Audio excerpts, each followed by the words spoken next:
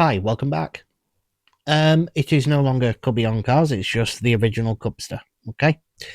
For those of you that are new here, hi, I'm the original Cubster, also known as Nick, and I started doing YouTube and stopped rather quickly. I was planning on doing big things, and unfortunately, my brain rather quickly talked me out of doing them. Now I want to restart this because I have nothing but time on my hands. Back in 2021, I was diagnosed with a brain tumor. And since then, I have lost my ability to work.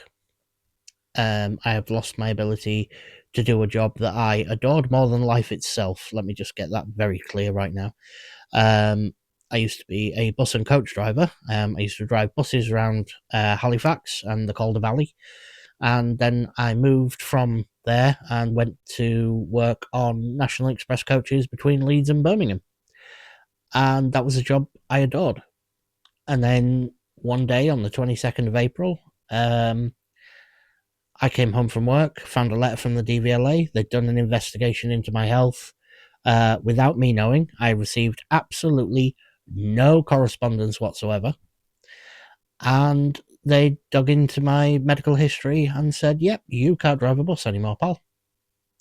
So overnight, I lost pretty much everything. But anyway, we move on. I've applied for 240 odd jobs since. But when you put down that you have a colloid cyst / brain tumor, because that's what it is, nobody will employ you, strangely enough. Now, I know people say, oh, but that's against the Disability Discriminations Act.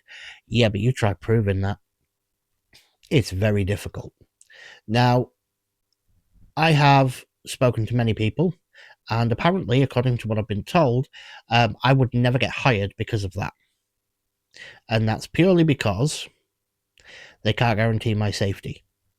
So, this is why I now have nothing but time on my hands. So this is why I'm going to give this another go. And one thing I will say is I have been watching quite a lot of automotive YouTubers of recent. So people like Hubnut, Furious Driving, iDriver Classic, Up and Down, Tasty Classics, Auto Alex, the Auto Alex universe. Everybody that sort of falls under that umbrella. And Jesus Christ, I have so much work to do. But one thing I have noticed is it's very different to like doing short form content. Because, it's all well and good sitting here talking about things for 3 minutes like you do on TikTok or Instagram and whatever. But being able to do something like longer, yeah, I've got to try and, if somebody brings me like a really dull car, for example, if you have a look back, I did a video on the, what was it? The Kia Stonic. I knew nothing about that car. All I knew is that it looked like a bloody fridge and had a 1 litre turbo engine. That's all I knew about it. I'm going into this fairly blind, but I do have a better sort of knowledge of what it was like when I first started and now what I can do and what I've got available to me and what I'm able to do with it. And I know that now that I've been watching all these other automotive YouTubers, I'm going to do my level best to stay the hell away from clickbait. Because, yeah, no, I'm going to be, straight down the line. When I say clickbait, I do mean the Auto Alex lot, because, yeah, they're full of the thumbnails of, it's like, I can't be doing with that. One guy who I really do like is Garage of Luke, because he is, I don't think he realizes, but he is an absolute comedy genius, and I really do have he really does make me giggle because he's genuinely hilarious, and I don't think he knows how funny he is.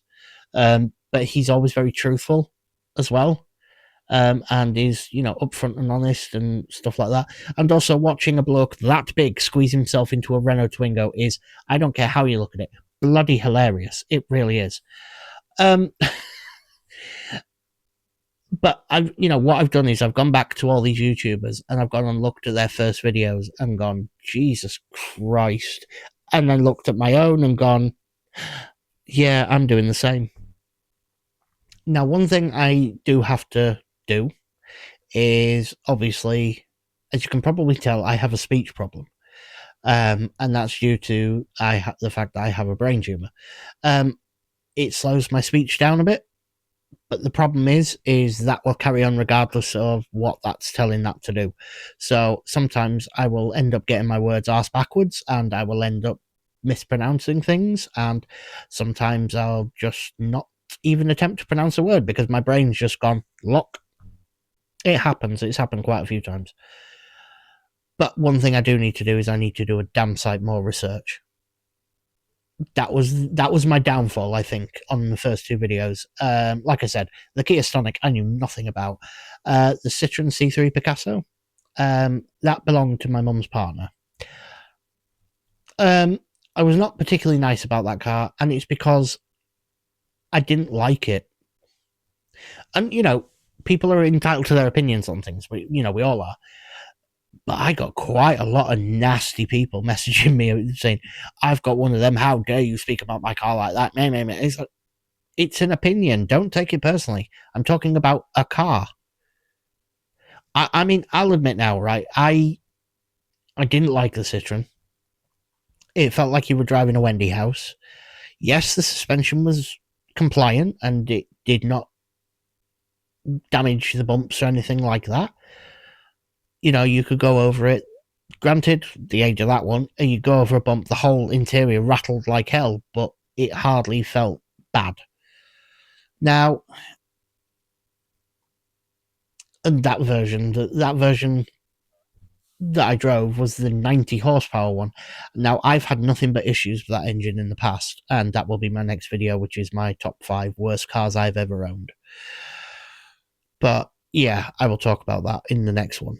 But yeah, a lot of people came for me because I didn't like that car. Now, I just want to say this now. I do not like every single car on the road. One thing you will never see me review is a soft roader, an SUV crossover thing. And you definitely won't see me reviewing anything desperately upmarket because, look at me. Do you really think anybody is going to lend me a Bentley to review? No. One thing I will say is that, everybody is entitled to their opinion, but please keep your opinions about the car, not me. Because I noticed that there are plenty of keyboard warriors that will quite happily slag off my weight, the way I look,